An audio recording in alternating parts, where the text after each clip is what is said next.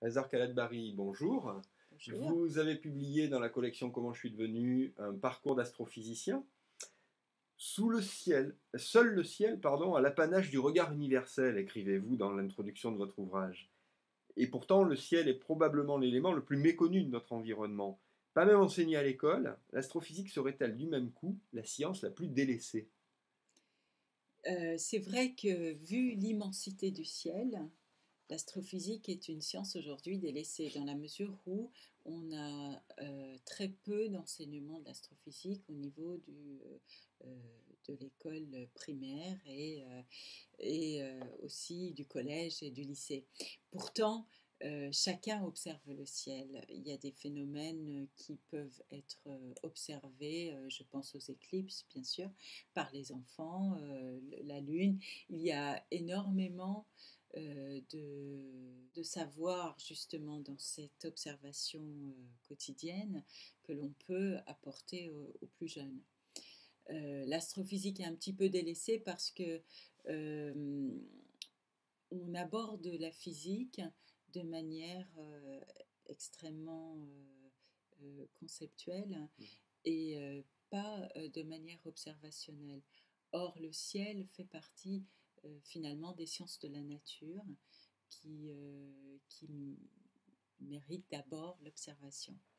Donc, c'est un, ça peut être un élément de réflexion pour les, les enseignants, Mhm.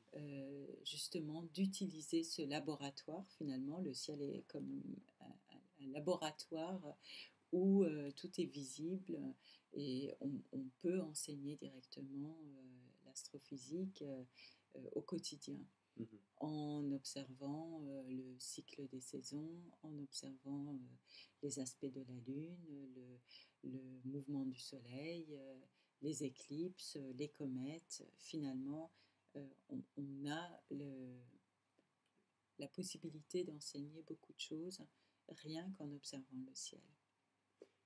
Chaque nouvelle découverte ouvre de nouvelles questions, voire de nouveaux fossés, et ce malgré des outils de plus en plus perfectionnés.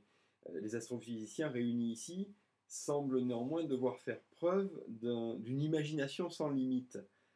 Cette capacité à l'imagination n'est-elle pas la qualité primordiale finalement de l'astrophysicien? Oui, tout à fait. C'est-à-dire que, évidemment, le ciel est immense et nous connaissons très peu de choses. Nous ne connaissons que 4% de la matière qui existe et bien sûr, c'est très peu. Nous ne connaissons pas la nature de ce que contient l'univers.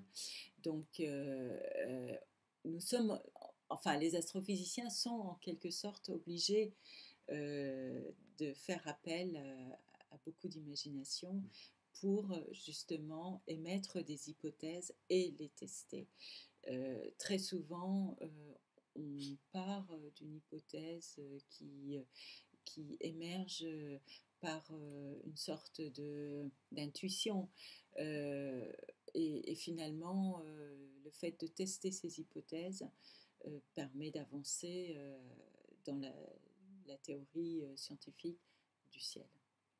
Hazar Khaled Barry, je vous remercie. Merci.